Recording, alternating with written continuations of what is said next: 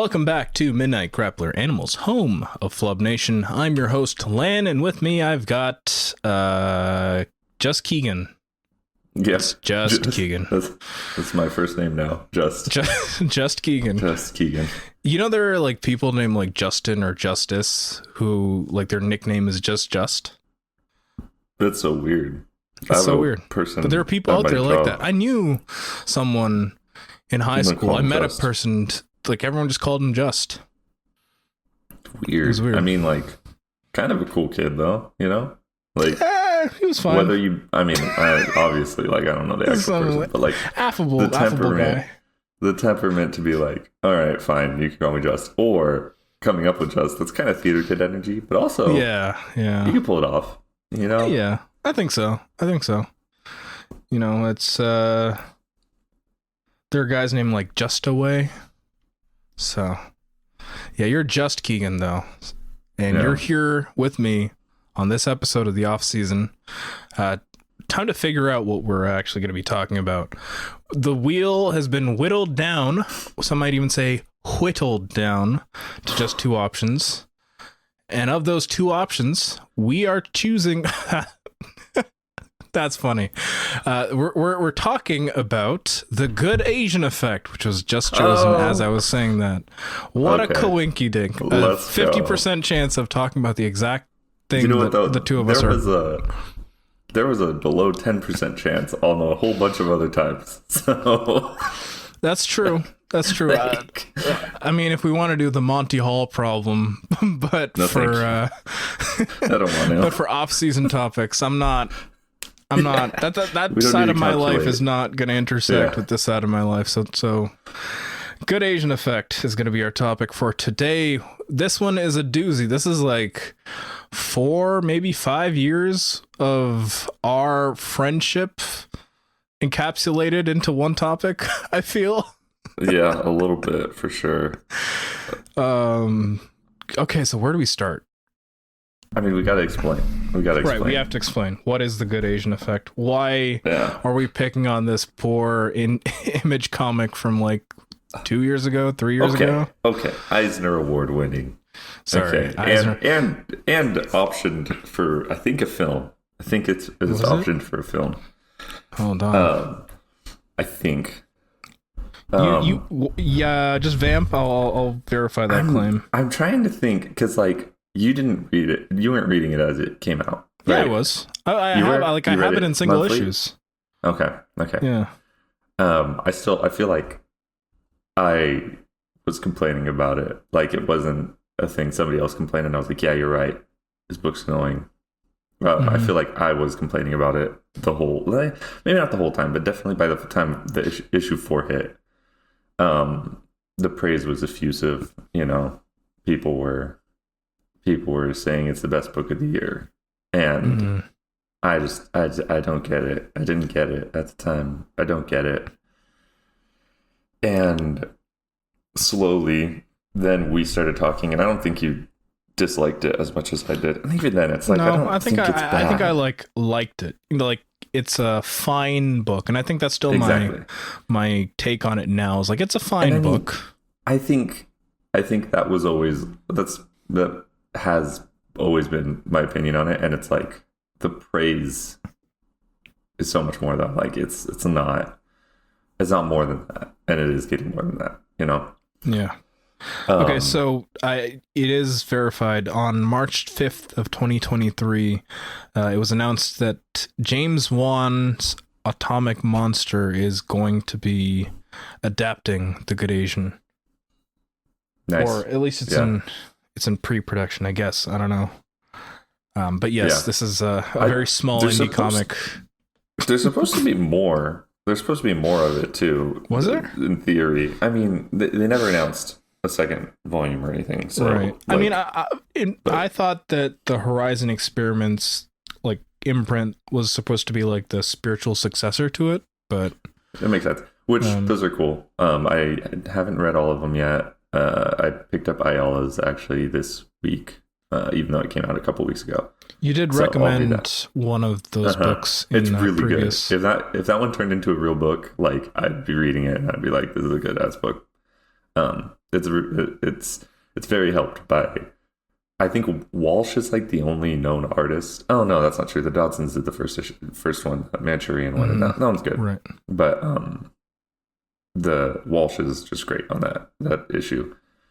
And hopefully it sold enough that there will be more. If not, whatever. It was a really good issue of comics. But yeah, I don't know. I could also imagine Horizon Experiment being, if it did become like an imprint, an actual imprint, I could imagine The Good Asian being a book on that imprint too. Yeah. Because Tufagni, I don't even know if they're doing anything. Doesn't seem like it. Yeah, so I'm like, I could imagine them working on The Good Asian Volume 2 like quietly. But anyway, yeah, I don't know. It annoys me when a thing is like fine at best and it's called the best thing of the year. And I remember a lot of our conversations at the time revolved around like, okay, you want, if it's like, if you're talking about The Good Asian and you're talking about like this kind of, you know, this book thematically about, you know, Asian culture and how that reflects into society, into good and bad Asians and like good and bad people in general, right? Well, all right, what are the different things? You've got like crime genre, right? You have noir, and you have like Asian stories. Right. And it was like, if you're talking about any one of those three things, there's a better comic right now to go read. What is that comic, Keigen? I mean, at the time, like Layla Starr was still going. That was just like, and people very much moved from Layla Starr onto Good Asian, and I get it. Sure, but like, yeah. Made in Korea was my favorite book that year, I think. Way smaller image book, obviously. Like, nobody knows about that book because nobody read it. And it was like, I mean, I like Picture Show a lot, right? I liked Infidel. Infidel was really good. Infidel's really, really, really good. Really good horror book. Something that nothing else was doing, right? I mean, there was other horror on the stands, but even then it was kind of early on in the horror wave. And it was like very purposeful, very directed, very all that stuff. So I like him. And like he had a lot of eyes on him as Good Asian came out from the same people who liked Infidel. But like Made in Korea just didn't get that same push because it doesn't have a name attached to it. But like that one was doing like more broad ideas of identity, even if like the writer, I can't remember their name, but Jeremy Holt. It was Holt. I think it was Holt for Made in Korea, right? Yeah. And they were like presenting, it was like Asian and being trans, right? Right. And so it was this really interesting mix of using like robot AI experience to like, obviously not using AI to write it, but like talking about it as a theme. And like that was speaking to more things about identity to me than like, and in a more interesting and more new ways than I think The Good Asian was doing. Well, right? I think the big thing with The Good Asian was that it was meant, the whole like catch of it was that it was taking those like very classic Charlie Chan, or was it Charlie Chang? Charlie Chan. Mm-hmm. Right? Edogawa Rampo, like those kinds of aesthetics, and like trying to confront that yellow peril aspect. Like if you're looking at all the pre Batman detective comics, right? Like all the Slam Bradley stuff, right? It was trying to like subvert that, but I think the issue, like you said, there were already not just attempts, but like good takes on it. Like the one that I come back to are those issues of New Superman that Gene Luen Yang did with like confronting the legacy of the Chinaman in the Slam Bradley stories. So I think like insofar as doing that topic or like that kind of like subversion, it takes a lot to set it apart from what came before, and there's a lot that you would need to do to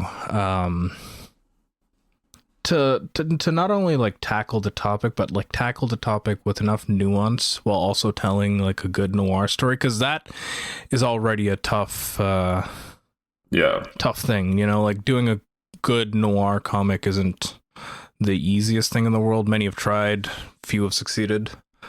I don't like, and like a thing for the Good Asian, like in defense of it for me, I also like, I don't like noir that much. It takes a lot for me to connect to noir in a way that like I care about at all, because it's so hammy and tropey on one hand that it's already like, all right, you're kind of on the back foot. I'm not like, you have to do a lot to get me into that. And then it's also kind of empty, you know, like almost every noir story, like the best noir stories make that emptiness meaningful, but a lot of the times I don't. Like, okay, and I think the Good Asian is actually pretty successful in that. It's like better than average for me, but it still is the kind of thing where it's like I would be more entertained reading not a noir, which is a personal thing, but it's like still part of why I was just like, all right, this is overrated. So I'm going to give you a paradigm, and you tell me if that maps to this.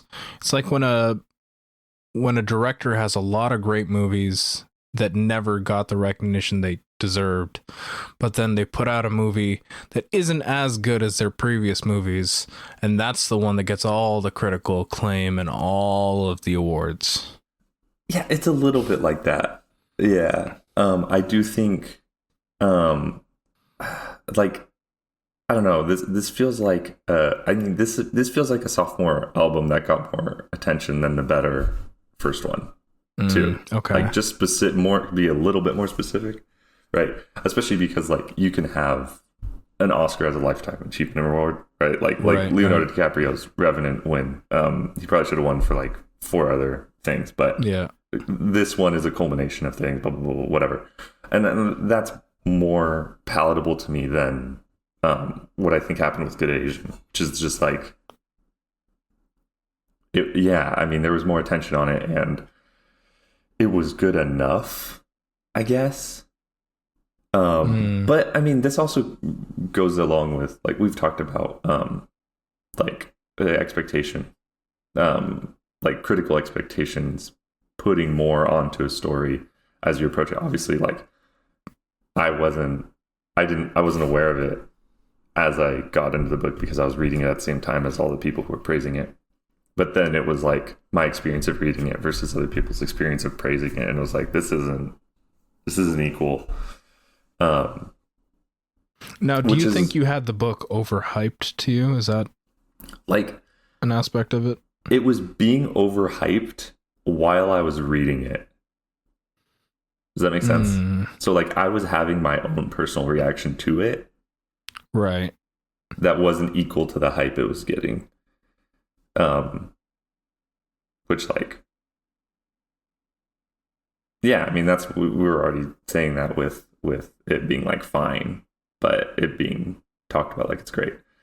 And, like, yeah, I think all of that is literally what turned into the Good Asian effect as a concept. That Jay was just the catalyst. It kind of feels bad because it's not even like the most deserving to be the metanym for the effect. Honestly, if I could go back in time, I'd almost call it the Peter Cannon effect. I think Peter Cannon is more fitting, almost definitely. Yeah. It's like this, and and like things I would say about Peter Cannon in applying it to the Good Asian effect is like not true of the Good Asian effect either. Where I'm like with Peter Cannon, it became more popular than it deserved to be.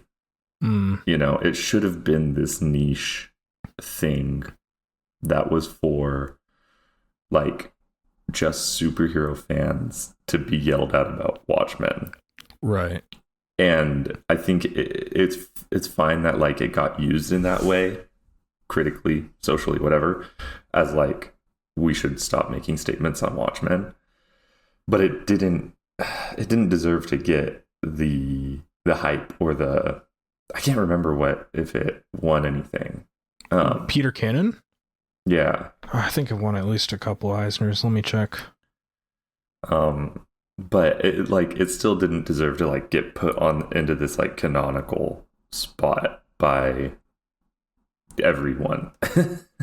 so here's my question now is what is an important comic? Because I feel like that's another thing that came up over the past 4 years now.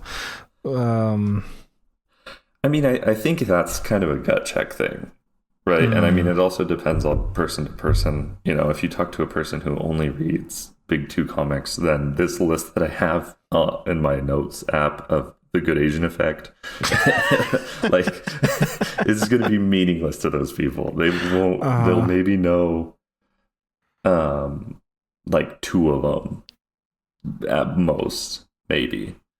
Right. So, but like, if you're talking to the people like me, then I think this list is like, oh yeah, that's a book that like was popular because of context and other weird factors, you know? Right. So actually, on that note, could you tell us this list? Because we've come up with a couple of them, but I feel like you have a much more solid list than I do. No, I have. It's a 5-year streak that I definitely know. It's before that. So we were talking about in another episode that I think there's a pendulum swing coming, and so the last 5 years have all been like indie titles, or at least 2023 back, and I think 2024 is a shift. I think we're shifting, and I don't think it's an indie book anymore. Toward mainstream. And I think Peter Cannon, I think it was a mainstream book too, but I can't remember which one I thought 2018 was, because I don't think it fit and I didn't put it in. So but I have 2019 through 2023. 19 is Peter Cannon Thunderbolt. Okay, 2020 is Department of Truth, which is an ongoing, for the record. It is an ongoing, so it's different from the rest. But like, I guess maybe you could shift that to Razor Blades. But exactly. And I don't think it was big enough. I don't think Razor Blades was big enough. And I also think Razor Blades was a real good pump and dump scheme, if you ask me. It was. I remember writing something about it at the time, like Razor Blades Razor Blade shows that there is a future for comics magazines. Yeah, and then they just stopped. But there wasn't. Well, there's Penthouse now. There's Penthouse magazines. Penthouse is back. Penthouse is back, baby. And so Heavy Metal's coming back. And Metal Hurlant. Both of those are going to be. They're through Kickstarter though. But okay, so they're not back, is what you're saying. Interesting. Well, I mean, they are. I think Heavy Metal is 1 year is guaranteed, but they're quarterly. Okay. So they're definitely doing 4. Was it Heavy Metal that was messing around with AI stuff? I think they did an AI cover. Okay. Maybe, but I don't know. They've also been like doing nothing for a while. Yeah. Okay, that sounds about right. So, okay, so Department of Truth for 2020. Department of Truth, I think, is the right one. 2021 is Nice House on the Lake. Ooh, was that 2021? Well, 2021 was Nice House on the Lake. But Good Asian started in 2021, didn't it? Good Asian did start in 2021. Okay. And I think it's arguable that you could call it 2021. Same thing with 2020, the 20th Century Men. So Good Asian's 2022, 2023 is 20th Century Men. And like, this is also the thing about the list. It is self-disparaging. I love 20th Century Men. It's an actual good book. I remember I made a tweet that was like, 20th Century Men is 2023's The Good Asian, and then Artyom replied with 20th Century Men is 2023's 20th Century Men, and I felt bad. Yeah. I don't know if I deleted the tweet, but I did feel bad after reading that, and I was like, I'm sure this is a fantastic book. But subscribe to our patreon.com/midnightgraph4animals, and maybe just then I might have the incentive to read it.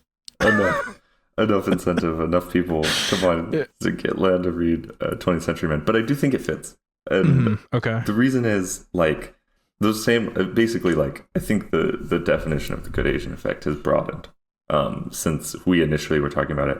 But like that was my main thing was like, has this been done? Has it been done better before? Because like when we were talking about the good Asian too, you mentioned like movies.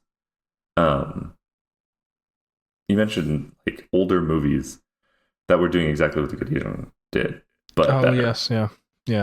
And so it's like, and I'm more interested in that in a comic way. Like, is there a comic where this has been done? And I'm sure a lot of people would argue no for the good Asian. But whatever. And like 20th Century Men, I think it's big. Like, it is very politically minded in a way that nothing else is, I think, in comics. But at the same time, it owes so much to damn it, not Planetary. What's the other Wildstorm? It owes a lot to Wildstorm stuff. Authority in general. Authority. Yeah, it does. I mean, it's a reaction to the Ultimates in a lot of way too, and stuff like that. And so, not so much that like I know something else has done it better, but that it is a part of a continuum, and it is talking about.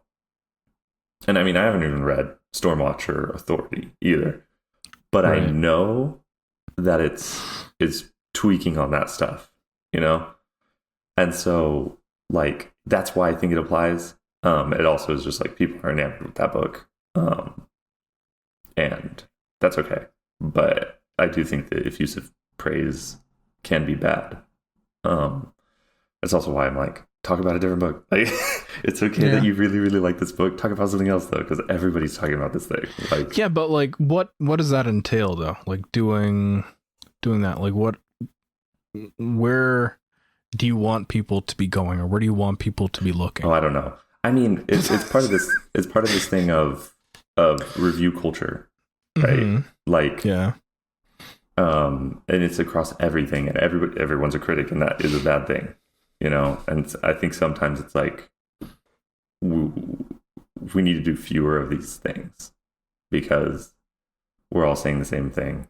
So if you're just going to say the same thing as somebody else, just shut up. I think is it. It's not even that like all. I know this is. I don't know how this sounds. I don't even know if I like it that much, but it's like it feels like a lot of the time there's too many voices. And like, there's not enough diversity. That's true. I'm not saying that's not true. But it's like, there's too many people talking a lot of the time. And then when everybody's talking about the same thing, it's like, that's not good for any of this.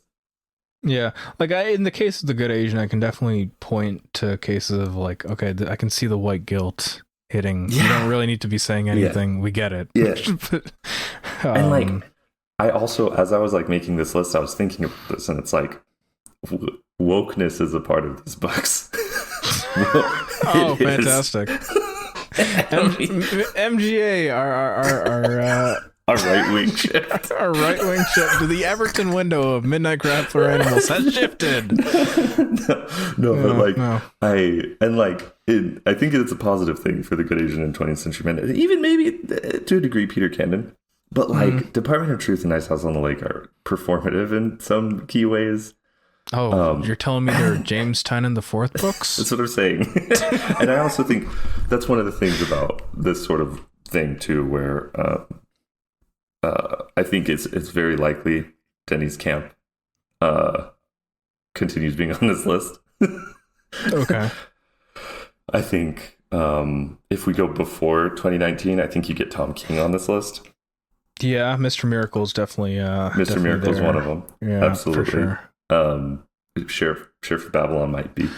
Oh, you're right. Maybe. Yeah. So that's why I didn't fill all that in, because I'm pretty sure. And so it's like, it's also like, which I guess this is shifting away from our right wing shift, but like, it's also that like we focus in on individuals a lot, and then that creates repeat, like, wow, this one's just as good as this other one. And it's like, well, it's not. And also, it's not. The last one wasn't that good either. And that's the like Department of Truth into Nice House is like, Tynion was doing the same thing. He was doing that same like the same stuff that attracted the audiences in. He just like turned the screws a little bit and then turned another hit out that was equally annoying quality wise. So like, yeah, like a lot of these again, it's just kind of a recipe. I don't know. You know, one thing I do find interesting, or rather curious, Salt and I yesterday when we were recording the bonus for like, we should leave interesting in 2024 and use curious instead. So something I find curious is that a lot of this was engendered by a culture of like fan critics around that period of time, which doesn't really exist today. Definitely not to the same extent it existed when, you know, the Good Asian hype was at its like peak. Like several publications just don't exist nowadays. You know, a lot of the critics that were writing for those publications are now doing all other things elsewhere. Some might even be doing podcasts, surprisingly enough. Could be, maybe. They might be among us. Who knows? I could see that happening. Which makes me wonder if there is room for something like the Good Asian Effect, where a lot of those voices have been replaced by like, if I can call them comic influencers on Twitter and Bluesky. Yeah. And like how that shifts, you know, like because again, going back to the whole thing with the important comics. What is an important comic? What is an important comic to a critic? What is an important comic to, again, someone who just talks about comics on Twitter / Bluesky? Yeah. No, I think that's a good point. And I also think that this might be a flash in the pan kind of thing that doesn't really happen anymore. Because there isn't, I mean, right, there's no community. There's not a community. There's not like a comic community. People talk about like the critic community and it's not real. There's sites and then there are people shared between the sites and that can feel like community, but it's not really. And like, but that conglomeration is how you produce this, and like that has just dried up significantly, you know. And I mean it ebbs and flows. It'll come back. There will be some thing that precipitates a mass blog of a mass of comic bloggers again. Like it'll happen. That's just part of the cycle. It might be longer off than the last time, but eventually, you know, there will be enough 20-year-olds that want to do that. That'll happen. But like the important question is I think like meaningful to discuss, because like I don't know, you asked it this last time and it's like it's Hush, you know, like Hush is an important comic, and I think the reason Hush is the answer. Like, and it's not just Hush. Obviously, I'm using Hush as a very, very specific talking point. But it's like, no matter what,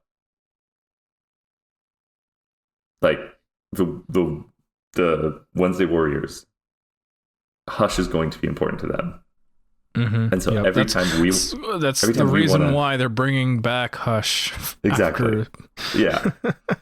God knows every time they want to talk about Hush, we have to address Hush. Even though I'm annoyed and I don't want to address Hush, it has to be talked about because they want to talk about it because it's important to them. And so I think that's also leads to the Good Asian stuff too, where it's like, I'm so tired of talking about Jeff Johns' Green Lantern Run. I'm so done with whatever other thing, you know, like, can we talk about good books? And like, these are good books, you know, I'll talk about all of them to some degree, but like they're a different thing than Hush, you know? And like, and the problem is we overhype them. Because we want more people to not be reading Hush. Yeah. I mean, that is a good point though. Like, a lot of the discussion around that time is, you know, trying to shift what the comics canon was, like what the important books were, you know, like that's why you had like the Jeff Johns' Green Lantern is bad actually, or Civil War is a bad actually, you know, like Civil War doesn't deserve to be part of the grand comics canon. Like a lot of think pieces about like, you know, what it meant to have this hegemony of white guys dominate what would be seen as important comics. Like, I don't know when I mentioned it, but like a while back I was talking about how my comic shop had started like a book shelf of like comics you can recommend to people who don't read comics. And a lot of it is the usual stuff, you know, like Hush, Civil War, Dark Knight Returns, Right Watchmen, all that jazz. And I think it was a reaction against that kind of like thinking, maybe, that led to these kinds of discussions about like, okay, well, what do we want to put up in the canon? You know, like what is actually worthy of being considered an important comic? And then you get a lot of important think pieces. Yeah, and people talking about how important those think pieces are. Yeah. And I know, and it's like it is this cycle, especially because I think one of the more annoying things about the whole important cycle of like, okay, we need to introduce new things to the canon, and then blah blah blah blah blah. It's that like even the people deciding on the canon, like a lot of them are Tom King fans. Yeah. And it's like, and that's tough because I know other people who are really trying to shift the canon hate Tom King. And so it's like, it's this difficult thing that is even not even being included in it or not, or whatever, just like watching it happen is just like, it's almost, I mean, from an outsider perspective, it's hilarious because this, like everything we're talking about, it's a subset of a community, right? Yeah, and like even when you think about the average comics buyer, it's not someone who's talking about whether or not, you know, Jeff Johns' Green Lantern deserves to be part of the comics canon. It's it's a Joe Blow with a construction job that's, you know, chiming in to his local comic shop to pick up whatever Ben Percy comic came out that week. Oh yeah. The median Eisner's voter. Yeah. They're still wondering why Marauders got canceled, you know? Like and yeah, I mean that like, and then on top of that, it's funny because, you know, there's people shared across multiple sites or multiple avenues of publishing, right? So you'll have somebody like, and I think this is where the annoyance is too, where they're like pushing the same narrative across, you know, like panel by panel and comics beat and whatever else too. And it's just like, all right, okay, it's just tough because it's not that many people, you know, but it's also feels like a lot of people sometimes, and like, yeah, it expands all of the things, and it especially makes these things that float to the top look a certain way, I guess. I don't know. Yeah. I see, my big fear in doing this episode is that it really just does sound like two millennials yelling at a cloud. Yeah. But I also do wonder, like, because with the state of the comics industry as it is right now, where it's probably just going to get much more prohibitively expensive to even like break in coming years, and you know, non-cis white voices are going to be pushed to the edges even further. Yeah. As these shifts happen, I wonder what is there to do? Like what can be done? You know, like it's not like should we let the good Asian effect take place? You know, like should we let the people have their fun? It's not. I'm not exactly what I'm trying to say, but like, is the good Asian effect a thing to is it like is about. it yeah exactly is it much ado over nothing? Is my thing.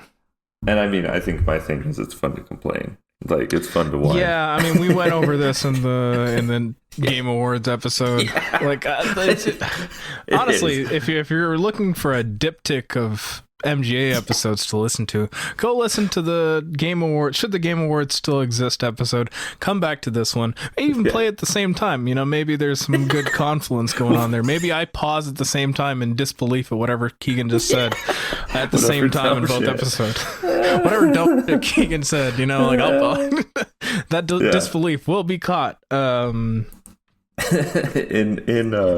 stereo. Yeah, in stereo. Yeah, play one to your left, one to your right. It'll be great. It's like ASMR in like the worst way possible. Yeah, you might bleed from your ears, but you're welcome. Yeah, you know, this is just a step towards salvation. It's okay. So for me, it's weird because I think 2025 or 2024, sorry, was probably the least I've read comics outside of having to. That means like it's on my pull list or I'm reading for the podcast, right? Aside from those two things, I just was not reading comics. Like, I think it's the most I've been out of comics while still reading comics ever since I came back to regularly reading comics. So for me, it is a bit weird coming back to this conversation. It's like, oh yeah, this is from a time when I was reading comics like that. Yeah. Like, this is like, you're still in the thick of it. You're still in the trenches. You know, you're reading all the comics. You're like, oh yes, you know, how could people vote for Machinophobe over what was the Simon Roy comic last year? Miramon? I mean, I stand by that. Sure, but meanwhile, I have Machinophobe just sitting on my shelf, waiting to be read. Like, you know, it's just sitting on the shelf, like, Papa, please read me. I've been here for like 9 months. That won't make sense to anyone that hasn't listened to the B-side for this episode. Yeah, because nobody knows what Machinophobe is. Okay, yeah, right. So my question is, how do you get people reading those like much smaller books without falling into this like habitual pattern, right? Like the good Asian effect is really just a set of behaviors and patterns of people who read these comics talking about these comics at the end of the day. So like, is there a good way to talk about like, oh, you didn't read this comic, you should check this comic out, you probably missed this comic in the onslaught of Dogwater Steve Fox comics. Sorry, Steve Fox. Not sorry, Steve Fox. Not sorry, Steve Fox. Be better. Well, yeah, please be better. 2025, we're getting meaner on Midnight Grappler Animals. You too, Steve Orlando. Don't think we're not coming after you. Steve Orlando, if you were meaner, I'd like you more. that's when you're good. So if you anyway. So yeah, like how do you I guess this all comes back to the other question of like, how do you get people reading comics? You know, like how do you get the average person reading comics? You make them free on Webtoon. Yeah, I do wonder, you know, like if we were to do like a YouTube short series and be like, comics you missed this year that you should probably check out. People probably won't check them out because they're probably looking at YouTube videos that just explain what happened in those comics. Yeah, it's true. Yeah, I mean, I think part of the how do you get people to read comics? I'm like, that's not my job. Like, that's Marvel's marketing's job. Like, I don't. Well, again, this is outside of the scope of the big two. So like for indies specifically, then it's Image's marketing's job. It's outside of the scope of outside of the scope of Image too. Outside of the scope of the direct. I know, but like I think that's one of the irritating things about the whole fake industry that is comic crit, because like, I mean, I've talked about this a little bit, like the concept of I don't buy into the concept that a critic's job is to shape culture, to be a tastemaker. I get it. I get that a lot of people, that is the purpose of criticism. That is the purpose of the critic, and they might be right. I'm wrong in this instance, but this is just my thing. Is like, to me, myself as a person, not even as a critic, but as a person who experiences art, I have reactions. I think about them, and sometimes I write them down. That's a critic, and I think that's the vast majority of people's definition of a critic. That's probably wrong. That's why everyone's a critic now, right? Because it's kind of easy. It's your reaction. It's your personal reaction to a thing, and now you're putting it down. But like, I think I don't have it in me to believe that my reaction really matters to a large group of people. I like yapping. I don't see it as more than yapping, right? Right. And so like when critics, I think like when critics get together and they go, okay, well, you know, we want more people to read this because it's important. It's just like, I don't buy into like one popular person can't make a meaningful difference in, especially a comic right. writer or artist like pay. It's true. But I also am like, I don't know if that I care about that as a role, you know? And like, this is an influencer. That's just well, yeah, that is what it is. It's you're an influencer. That's just the definition of that. What sets you apart from the people on comics Twitter /Bluesky that are doing the exact same thing? Yeah, and so it's like, is that a critic's job? And I don't believe so. A critic can't do that. But here's the thing: sometimes the work of the critic also does inherently do that, whether or not they want it to be the case. Like sometimes a critic will talk about a comic because they believe it is like genuinely something they do want to talk about, that they believe is important to talk about, and the takeaway that the average reader of their work is that, oh yes, this is an important comic, I'm gonna go read this comic now. I think the difference between an influencer and that and like where it relates to this discussion, because you're asking like, or we're asking, how do you get more people to read comics? And I think intentionality matters there. And I think if a critic is just saying that a thing is good, then it doesn't really matter. Like, it's not that it doesn't matter, but that's not the intent isn't, I like this thing, more people should read it. The intent is, I like this thing, these are the reasons why it made me feel this way. Versus an influencer who, honestly, like, with a lot of these influencers, I don't think it even matters what their emotional reaction to the art is, right? I think a lot of influencers look at a thing and go, this is probably going to be popular. I can feel that. We can feel when a thing is probably going to be popular. I think when you've interacted with art enough, and then it's like, well, this is going to be popular. Then I like this, you know? And so it's like, I think either way, it's not really driving new readers, you know? No. Maybe it's driving individuals towards something they wouldn't have otherwise done, sure. But like in general, I don't really know that any of that is like part of the more readers pipeline. Again, like it's like it's the same thing. It's the Steve Fox thing, right? Like, stop being Marvel's PR. Like, just like, and so many critics are willing to and happy to be PR for these mid books, right? To the point of like striking up. It's the not the parasocial relationship. It's one of those things we made fun of back in like 2021, where it's like, my friend, the comics writer. yeah. I know who's going to be on Venom later. Okay. Yeah. All right. Yeah, that's if only I'd known. If only I'd known. If only I had known back then who was going to be on Venom. So much money could have been saved. Yeah. So much money could have been saved. We got anything else for the Good Asian effect? Well, our predictions. What do you predict is going to be the next Good Asian? We talked about this. I think the new camp and Zadwatsky. Is that his name? Something like that. The Crisis book looks like it might be it. But the thing about 2024 is that I think it might be. I can't decide. It's tough. It's tough because what are your options? I think it's either Ultimate Spider-Man or Absolute Batman.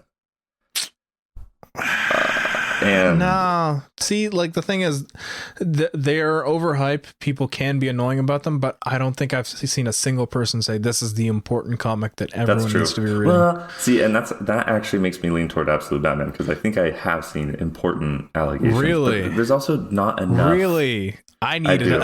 Oh God, it's more posts. It's more posts, but that also makes me then lean even more retroactively toward Romney's Detective Comics. Oh, but that's wait. Ultimates is a good one too. That's true. Ultimates is a good one, but I don't know. Like the Ultimates feels like cheating. A little bit, but that's why it almost feels true. Like what was the big indie comic? Like capital T, capital B, capital I, dude. Capital C.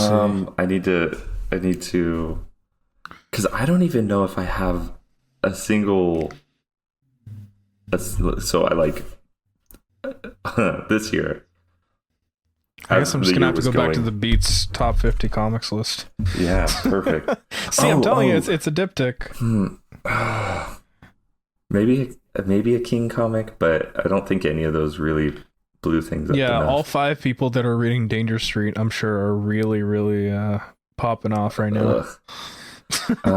He did a bunch this year though. Yeah, he did. But none of them, I don't think any of them hit that important, especially like the zeitgeist just doesn't exist anymore. You know, there's no way to get panel by panel talking about Peter Cannon and also sketched interviewing Gillen about Peter Cannon and also the Beat having a feature about it. Like that's not happening anymore. Yeah, because half those publications don't. They are not publishing right now. Yeah, and I mean there are new publications that replace them, but also like I always forget. Dawn Runner? How about Dawn Runner?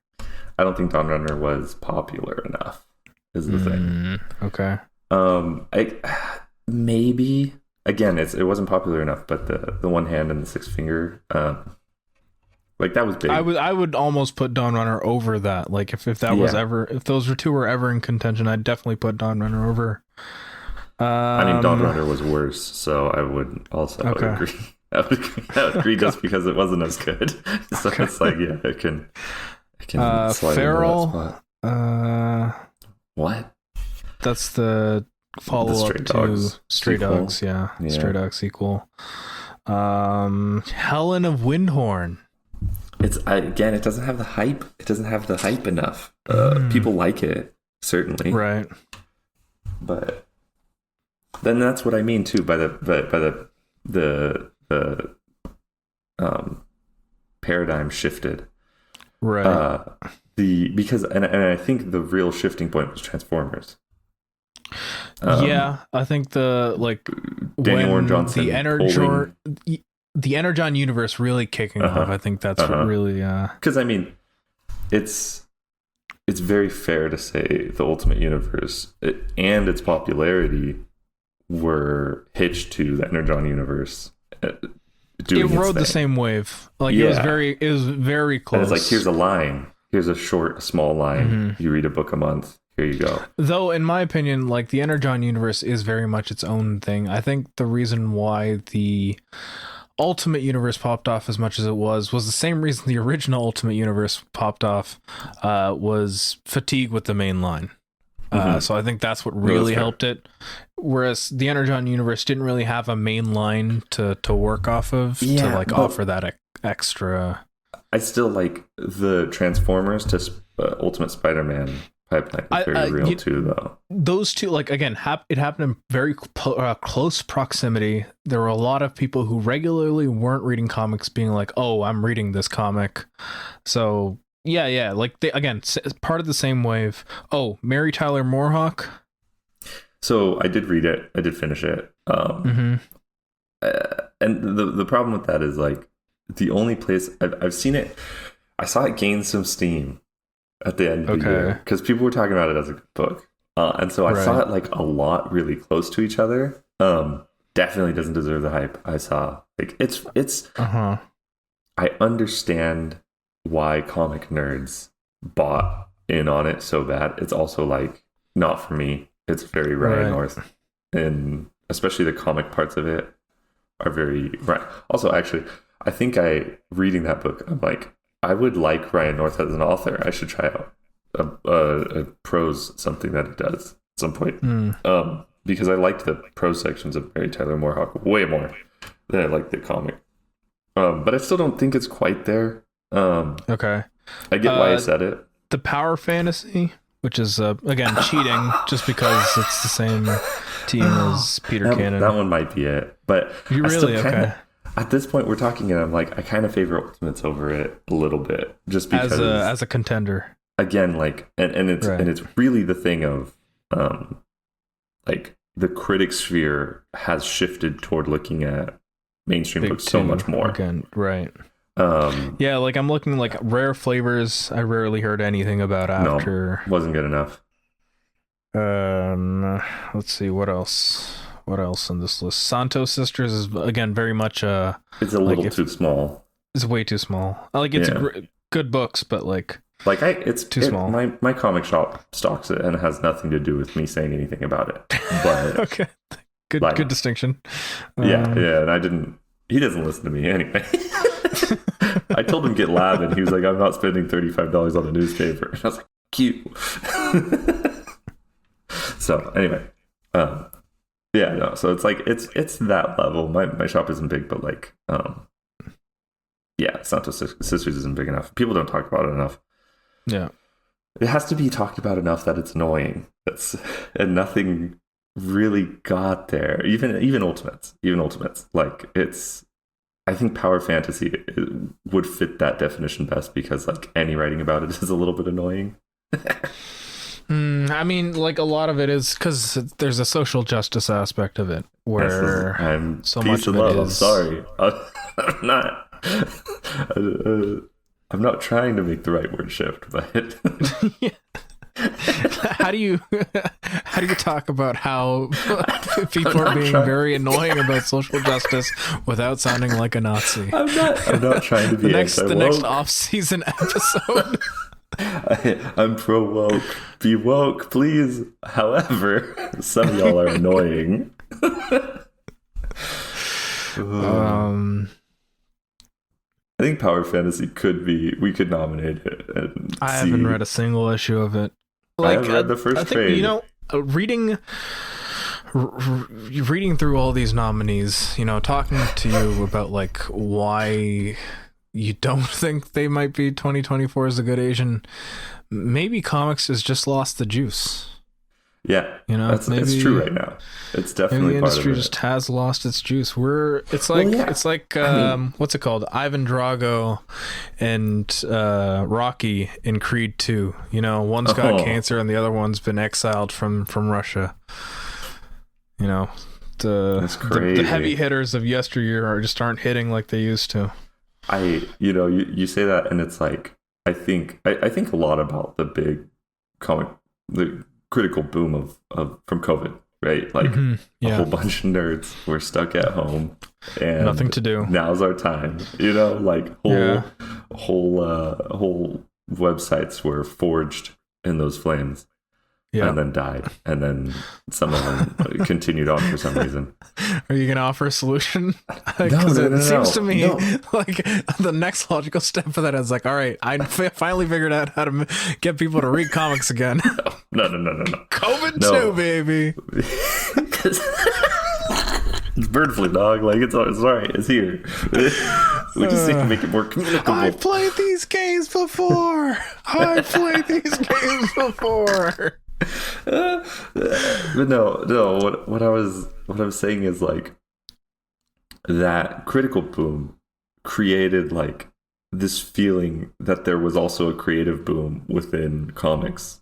Like being there at that moment. We've talked about Hoxpox. We've talked about Hoxpox with Tyler, and like part of the specialness of of Hoxpox was like the community, and that increased how it felt to be reading that book weekly. And like, but maybe all of that was happening because there was a genuine creative spark for that period of time, you know? Like there actually was better comics in that period, and now the comics are actually worse, and that's why none of us are reading them, you know? Because I'm like, there's social factors. We are always trying to go to the like capitalism of it all. Right, on this podcast, we do. We constantly are blaming capitalism for the thing. Yeah, but take that, everyone who thought that we were going rightward with our commentary. No, but like, what if it is a creative issue? What if it is actually like there's less juice? Everyone's got less juice right now, and it's not as entertaining. And there's a few books that are really good. Yeah, and we're all reading those. But those also happen to be mainstream, you know? And like, I don't know. I don't know the answer. Maybe I'm at a point where I'm not enjoying as much stuff because of whatever. Or maybe they're actually genuinely worse. I don't know.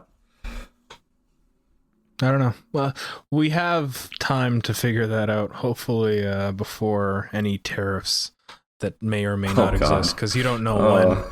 We don't know when this episode. You don't know when this episode was recorded. We don't know when this episode was recorded. Lan, have you edited the second fantasy draft episode yet? Oh yeah, that's gonna come out in 5 months from now. Wink, wink, nudge, nudge. Oh, okay. So it must be after the first if you finished editing that one. It must be after the inauguration, right? Oh God. I love recording these episodes, man. It's so fun. Like it's completely time's not real. Time's not real. I don't care when you're listening to this episode. Time's not real. Yeah. February? Whatever, dude. Whatever. You don't know when this episode's coming out. I don't know when this episode's coming out. I'm literally just pulling out of a bag. You know, I've got a whole folder. These are just numbered. I don't even know what the topic is. I just pull them out. I edit it. I'm like, oh crap, that's right. We did talk about that. It's so freeing. That's the off season, folks. The worst part is this could be the last off-season episode and we don't even know it. There's no outro like, well, that was the off-season. See you later, guys. None of that. We don't know. We don't know. I don't know. Who knows? Before we close things out here, though, I gotta pull out this script that I always pull out, and I don't even have it on me. So I'm just gonna wing it. If you enjoyed this episode, if you enjoy the chaos of this episode and you'd like to support the show financially, you can do so at patreon.com/midnightgrappleranimals. $2 a month gets you episodes a week earlier than everyone else. $5 a month gets you all our bonus content, all our bonus series, such as Sentimentality and Nostalgia. Can you believe I even remembered that after blank months since doing it? Again, time's not real. How long ago. Time's not real. Yakuza, like a grappler. Might have gotten the order of those words wrong. It doesn't matter. That was also X months ago. Again, time's not real. You can do that. $5 a month, patreon.com/midnightgrappleranimals. If you can't do that, thank you for listening regardless. Please give us a good review on your podcast app of choice. Tell your friends, tell your enemies, tell the critics that you know that they should be listening to us. We're the important podcast. If you got any comments, questions, or suggestions for the show, you can do so at midnightgrappleranimals@gmail.com. And if you want to look at our social media pages, join our Discord server. You can do that by looking at the description of this episode to find all the links to that stuff there. Tastemaker's grab bag. Keigen, what have you got for us today? I'm gonna do. It's a movie that I'm frustrated with. I don't. But I also think it was an experience. And specifically because of Sebastian Stan. So I'm saying The Apprentice, the new movie. Okay. I watched it because I wasn't aware it was going to be streaming anywhere. A Different Man wasn't streaming yet. And I was like, all right, well, Sebastian Stan is doing interviews and he seems like very thoughtful about this. And his performance when he gets to be interesting at all, be when he gets to be curious, I mean, is like phenomenal. It's incredible. Like, it is not the like libtard version of what it very easily could have been, where I think the movie wants to be that a lot of the time too. His performance is like really, really great in a lot of places, and I haven't really stopped thinking about it. Just like really good in that way. I didn't love the movie. Frustrating in a lot of parts where I'm like, why are you even making this if you're gonna be completely like, it feels like there's a complete inability to empathize with Trump at all, and I get it, but like, why even make the movie then? You know, like you're not even making me feel anything. It's just an SNL skit in that way, you know. Whereas I think Stan really, really, really was trying to like do something with his performance. And yeah, I liked it in that way. And then I'm gonna say Challengers. I finally watched Challengers, and I think it might be my movie of the year. It might be my movie of the year. I loved it. Holy crap! It's up there for me. It's definitely up there for me. Guy was right. There's a few movies I still haven't watched that could upseat it. Like I think A Different Man genuinely could, especially because I'm so hot off of his Apprentice performance. But Challengers was just like ridiculous, like aimed right at me. I still gotta watch Nickel Boys. Nickel Boys I need to watch too. And Sing Sing. Sing Sing's the sleeper one. Sing Sing could floor me. Prison stuff just like really affects me. So there's still more movies that I haven't gotten to. But of the ones that I actually did watch in 2024, I think Challengers definitely overtook Brutalist. Like it's just for me too much. So those will be my tastemakers. Those two. Nice. Good picks. Good picks. The first pick is not going to be surprising to Keigen, but I need to say it. I need to speak my truth. I saw Better Man, you know, the movie about Robbie Williams, but he's a monkey, and I liked it. I liked it quite a bit. Did you? How much did you like it? I'm curious. I was surprised by how much I liked it. You know, I threatened a fatwa against one of my friends if I didn't end up liking it. So, needless to say, no fatwa was announced. Sorry, it was a really good movie. I don't know what to like. A lot of people are like, "Oh, is it good because of the monkey?" And it's not just because of the monkey. All right, the monkey does play a good, significant part as to why the movie is good. But the monkey isn't the only reason why the movie is good. All right, it's still like, I think so. The movie I compared it to throughout the entire time I was watching it, even after I was watching it, was Rocket Man, because it's a very similar thing. You know, a little guy from the UK hits it big, becomes a musician, a rock star, you know, gets really into drugs, and then falls off, has to do rehab and crawl his way back up to, you know, being a rock star again, right? Whereas Rocket Man was sort of told as like a hero falling off his horse and getting back up again. Better Man is like much more frank about his obscurity. Like it goes in with this attitude of like, yeah, nothing I have done has ever amounted to anything good. I am not a hero. I'm not the hero of my own story. I'm okay with living. Monkey. Again, primitive, primal, you know, and the primitive nature of the story. And it really, you know, there's a part in there where you just see a bunch of monkeys tearing the shit out of each other. And I just felt, okay, so have you seen the trailers for this movie? Yeah. Yeah, okay, so you know the line in the movie that everyone clowns on, you know, for the next 2 hours, your ass is mine.